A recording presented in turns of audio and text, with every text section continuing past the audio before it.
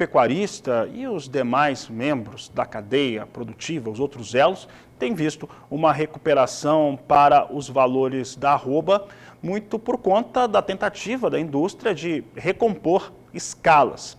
Para falar a respeito de como que vem este cenário, como que vai se comportando o mercado neste momento de entre-safra, nós conversamos ao vivo agora pela internet com Lígia Pimentel, da Agrifato, que participa conosco.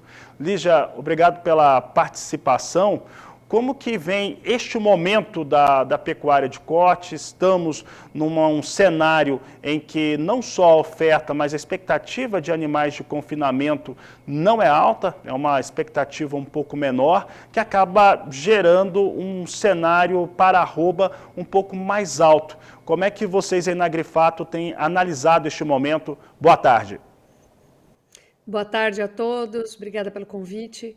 Nós temos um momento aí mais complicado, né? Então, em primeiro lugar, dentro de uma análise de prazo mais amplo, para a gente contextualizar o momento maior de mercado, estamos em fase de baixa de ciclo pecuário, né? Então, entre 2020 e 2021, houve uma grande retenção de fêmeas e já desde o ano passado a gente sente, né, o preço do bezerro com dificuldades de subir diante de uma maior oferta desse produto. Não existe boi gordo sem bezerro, então a consequência de uma oferta maior de bezerros é agora uma oferta maior de animais terminados. Nós sentimos isso nos abates brasileiros, que têm aumentado mês após mês, então há mais oferta de carne ao mercado, né? Nós estamos transicionando agora, transitando entre a safra e entre safra, então mudando agora o plano de análise para um tempo menor, né, uma janela menor de observação. Nós temos essa transição entre safra e entre safra. Então, mesmo em anos de fase de alta, a sazonalidade ela ainda existe, né? Muitas vezes ela fica um pouco menos demarcada, mas ela existe. Então, o que a gente observa agora é, de fato, temperaturas mais baixas, menos luminosidade, falta de chuvas, tudo isso compromete o crescimento das pastagens, não tem milagre, não tem adubação que traga um milagre para esse problema, né? Que todo ano é esperado. Então, a gente tem uma oferta menor de animais terminados, principalmente a pasto. E, dado que a gente viveu aí uma queda forte, principalmente na virada entre maio e junho, justo na boca aí da entre-safra, né, quase querendo entrar na entre-safra, houve um desânimo muito grande por parte dos produtores. E nós visualizamos, sim, né, intenção de confinamento bem baixa em relação ao ano passado e principalmente aos anos anteriores ao ano passado, né, 2020 e 2021. E isso pode sim sinalizar um segundo semestre de menos oferta. Mas hoje, Fabiano, pontualmente hoje, nós estamos falando aqui do dia 5 de julho de 2023, né? Nós temos um escoamento de carne ao varejo em pleno início de mês muito parco, muito dificultado, tá? Alguma parte boa do varejo aí trabalhando com estoques altos, então nós temos distorções de preço, carne de traseiro com preço muito semelhante a corte de dianteiro, então nós vimos aí fraldinha, tá certo? Maminha, quase com preço de músculo. E isso é uma distorção, né? Por quê? Porque a carne de traseiro ela não está escoando bem. A gente está tendo uma dificuldade por conta dos juros altos no Brasil e por conta também da inflação, que apesar de estar decaindo, de estar controlada no acumulado dos últimos 12 meses, ainda bate na banda superior da meta, né? Isso tira poder de compra do brasileiro. Então, o escoamento no mercado doméstico ele tem sido difícil, tá? No mercado internacional ele tem ido muito bem, mas o pagamento pela carne tem diminuído. Então, a China tem pagado, e mais recentemente ao ponto de competir com o resultado dessa operação no mercado doméstico. Então, já não há estímulo para pagar o ágio do boi China, né? Em alguns casos, já tem alguns frigoríficos reclamando que a operação externa já não está compensando. Então, fica uma oferta maior de carne aqui no mercado doméstico, principalmente nesses últimos dias, tá? Uma situação bem pontual. Eu fui lá da análise grande para análise menor para microanálise agora, falando dessa última semana.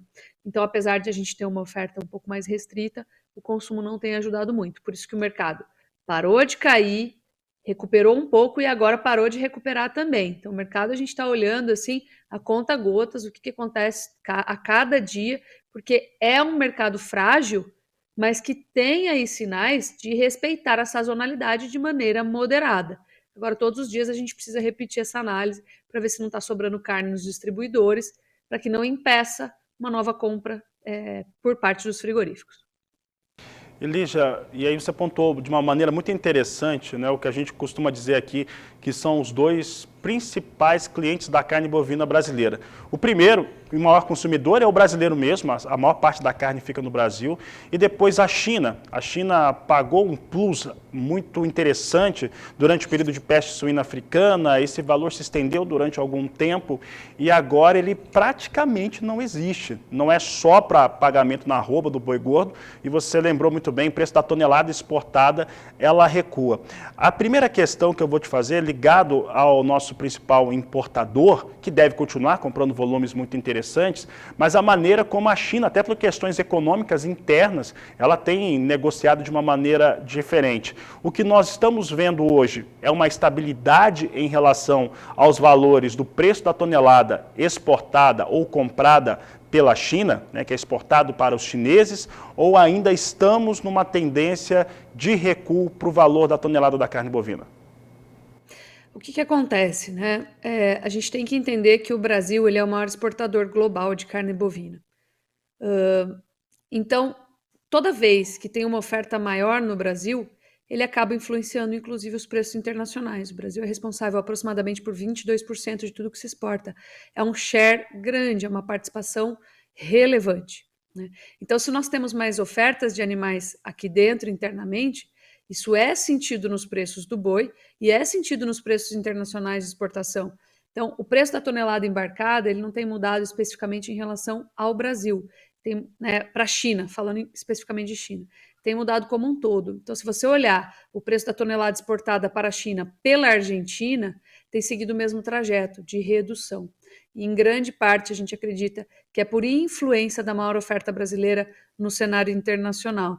Então, infelizmente, a gente acaba sofrendo esse efeito. Parece que vem todo tipo de notícia ruim de uma vez só durante as fases de baixa, tá certo?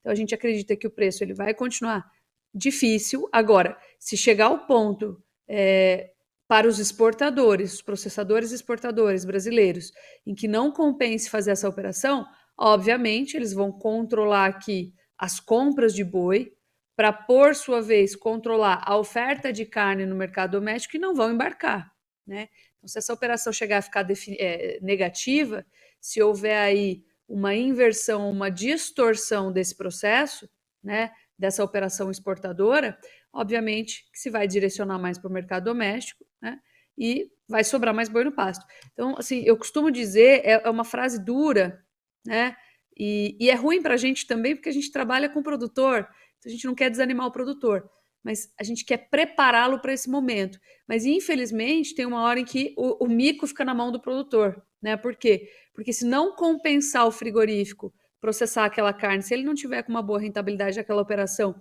ele fica com o custo operacional da planta ociosa, né? Tem muitos, inclusive, confinadores fazendo isso esse ano também, olhando do ponto de vista gerencial da indústria e de um grande confinamento, por exemplo, né? Ele não precisa comprar, fazer aquisição daquele boi, e aquele boi fica no pasto junto do produtor, certo? Então é um momento difícil para a cadeia, mas que a gente entende, né?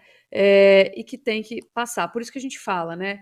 Vamos tomar cuidado, analisar a operação do ponto de vista de retorno, tá certo? Se houver retorno para a operação de terminação, vamos tentar fazer a comercialização antecipada, porque esse ano ele é um ano difícil, ele é um ano perigoso, e qualquer notícia ruim, seja do mercado externo, seja uma questão tributária, a gente nunca sabe o que pode acontecer, né? Essas notícias de curto prazo, surpreendentes, que não são previsíveis, elas podem deixar o mercado bem volátil, né? Bem vulnerável. O mercado está mais vulnerável por uma oferta maior, tá certo? Lembrando que o nosso mercado consumidor doméstico ele é muito grande, ele é muito amplo, mas ele tem sofrido com a perda paulatina de poder de compra.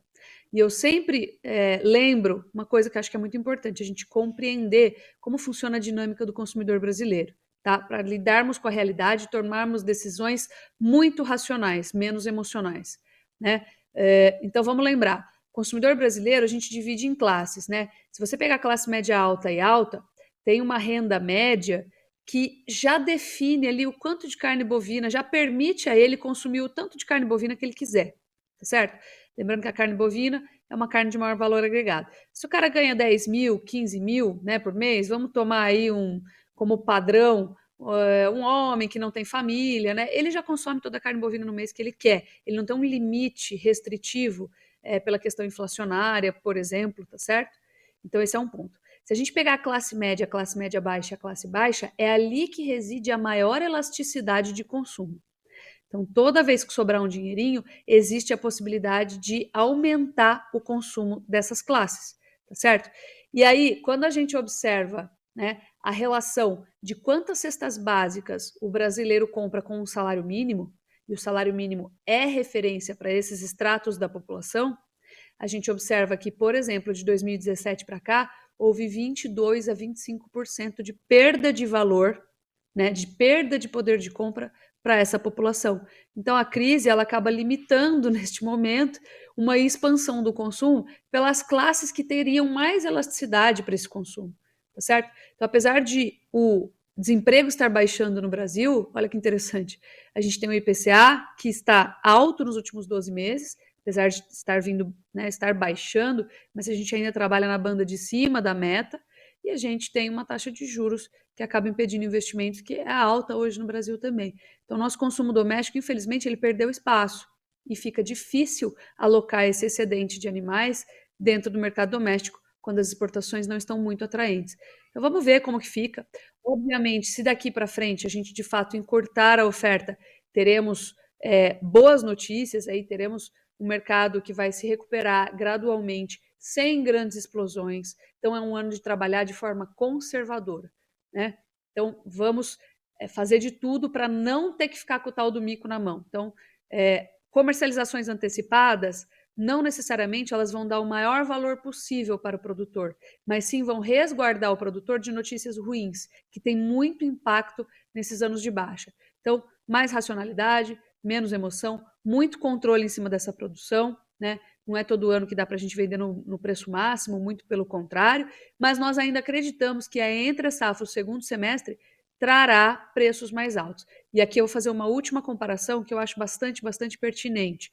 Nós temos dados de relação de troca de boi com bezerro, de relação de troca de boi com boi magro, uma competitividade maior com o milho em relação quando a gente faz a comparação entre 2023 e 2017. 2017 foi o primeiro ano da fase de baixa do último ciclo, né? Abate de fêmeas muito semelhante ao que a gente tem hoje, comportamento de preços também muito semelhante, então queda forte no primeiro semestre. Ah, Lígia, mas aquele ano teve Operação Carne Fraca, teve o Joesley Day. Sim, esse ano nós tivemos também, né, um caso atípico, um caso de vaca louca que não se confirmou como clássica, né, não era transmissível, e isso atrapalhou também o primeiro semestre. Nós podemos fazer a comparação aí de eventos que a gente não tem previsibilidade, né, de saber que aquilo vai acontecer. Então, a gente tem alguns indicadores mercadológicos produtivos ali que são comparáveis.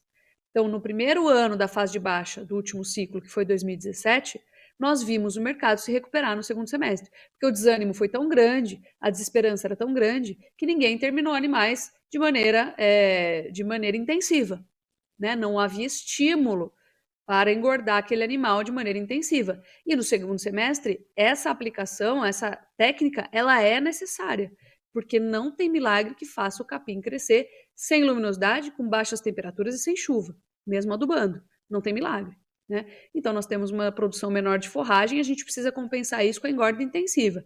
Então, se o desânimo for tão grande, que isso não, de modo a não deixar, a não permitir que isso aconteça, e é o que a gente visualiza nas pesquisas de intenção, nós vamos verificar aí preços em recuperação gradual, controlada, né, no segundo semestre, tá bom? Então, há esperança, não é o fim do mundo, mas a gente precisa trabalhar com gestão. Esse ano ele é muito importante nesse sentido.